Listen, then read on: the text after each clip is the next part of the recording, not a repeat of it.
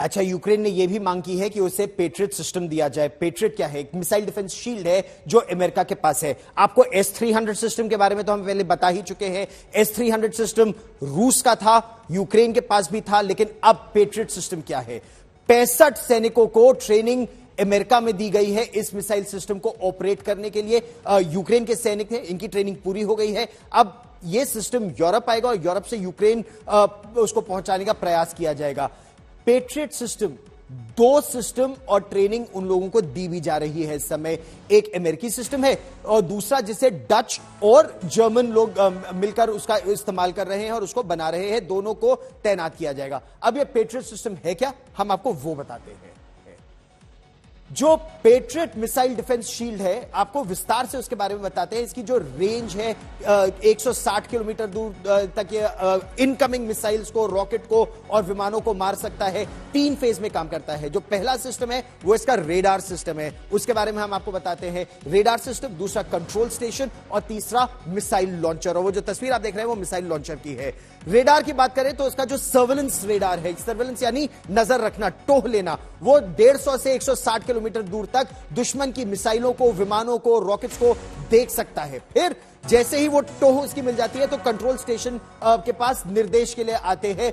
Control station फिर आदेश देता है ये सारी जानकारी कि कितनी दूर है, कितना शक्तिशाली है वो रॉकेट जो आ रहा है, किस स्पीड से आ रहा है और कैसे उस पर पलटवार किया जाए। मिसाइल को ट्रैक करने के बाद मिसाइल लॉन्चर को फिर आदेश जाता है और मिसाइल जो लॉन्चर है वो 9 सेकंड में, महज 9 सेकंड में तैयार हो जाता है और लॉन्चर से एक के बाद एक 16 मिसाइलें निकलती है जो दनादन टारगेट पर टूट पड़ती है। कैसे? अगर एक मिसाइल से बच भी जाए, इनकमिंग जो आपकी तरफ आ रही है, चाहे वो रॉकेट हो, मिसाइल हो या लड़ाकू विमान हो, अगर वो एक से बच भी जाए तो दूसरा, तीसरा, चौथा, पांचवा उसको मारता रहेगा और आपके घर तक या आपके इलाके तक उसे पहुंचने नहीं देगा, दूर ही मार देगा।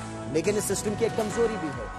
थ्योरी में तो ये एक मोबाइल सिस्टम है, यानी हमले के बाद तेजी से इसका जगह से दूसरी जगह बदल सकते हैं, लेकिन इसका फुटप्रिंट इतना बड़ा है, यानी एक लॉन्चर है, एक ट्रैकर है, एक रेडार है, तो इसको अपने आप में हटाना, इसमें समय भी लग जाता है। और जो पलटवार होता है, जिसको काउंटर अटैक कहते हैं, वो जब काउंटर अटैक आता है तो इसको जल्द से हटाना मुश्किल हो जाता है। वो भी ऐसी परिस्थिति में जब अब मानव रहित लड़ाकू विमान या यूकैव्स, अनमैन्ड कॉम्बैट एरियल व्हीकल्स लगातार हर देश के पास आते जा रहे हैं। अच्छा, अब हम आपको जरा विस्तार से ये जो आप मल्टी बैरल रॉकेट लॉन्चर देख रहे हैं इसके बारे में बताते हैं और ये क्यों आसमान से मौत की बारिश करता है।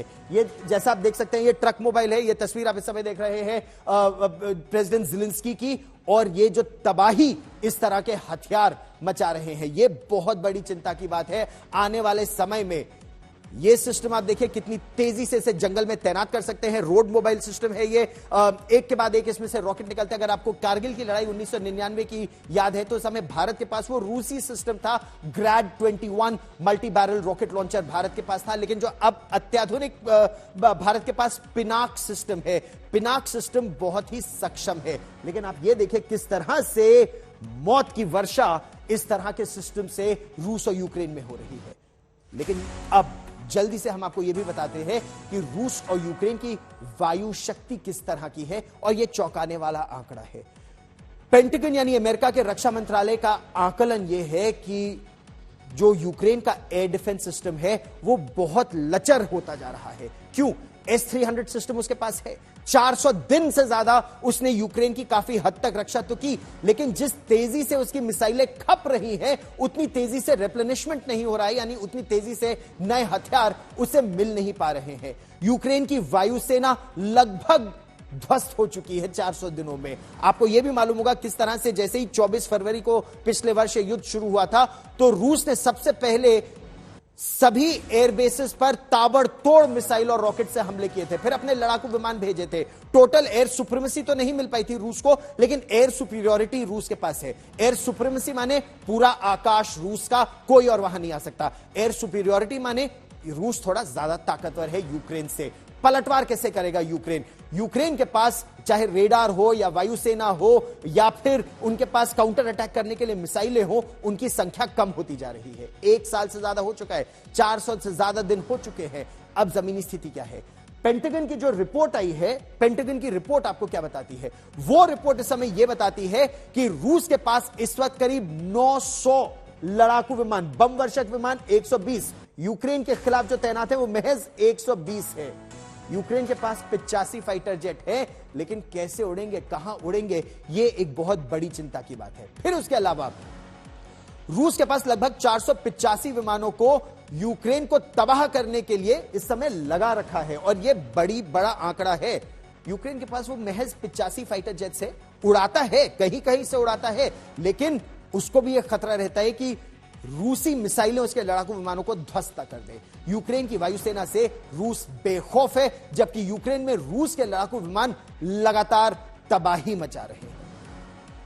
ऐसे समय में जब रूस के साथ युद्ध में यूक्रेन बुरी तरह से घिर चुका है, अब वो अमेरिका और रूस के बीच जारी इस शीत युद्ध में, और यह सच्चाई है, यह जो लड़ाई हो रही है वो रूस और अमेरिका के बीच है, जिसमें यूक्रेन पिस रहा है।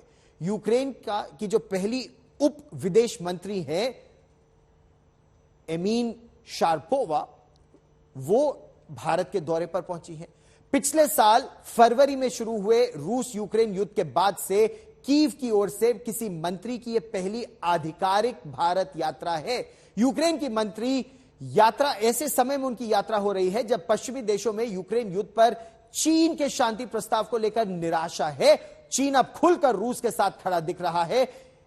इसके बावजूद जो यूरोपीय देश हैं, उसके नेता चाहते हैं कि चीन अपने प्रस्ताव का इस्तेमाल करते हुए रूस को वार्ता के लिए टेबल पर लाए, जिससे उनकी सफलता, उसमें उनको कोई सफलता मिलती दिख नहीं रही है। भारत भी इस मुद्दे के सैन्य समाधान के बजाय कूटनीतिक हल की बात कर रहा है। गौर करने वाली बात यहां यह है कि चीन के शांति प्रस्ताव के बावजूद यूक्रेन ने अपने मंत्री को चीन के बजाय भारत भेजा है। यूक्रेन जानता है कि प्रधानमंत्री नरेंद्र मोदी रूस के राष्ट्रपति व्लादिमीर पुतिन के बेहद करीबी हैं। हालांकि इससे पहले वो ये बात कह चुके हैं कि this is not an era of war. वो ये भी कह चुके हैं कि रूस हो या यूक्रेन, बातचीत के जरिए समाधान निकलना चाहिए। अब देखना यह है कि क्या शांति आएगी, क्या बातचीत होगी, क्या अमेरिका शांति आने देगा।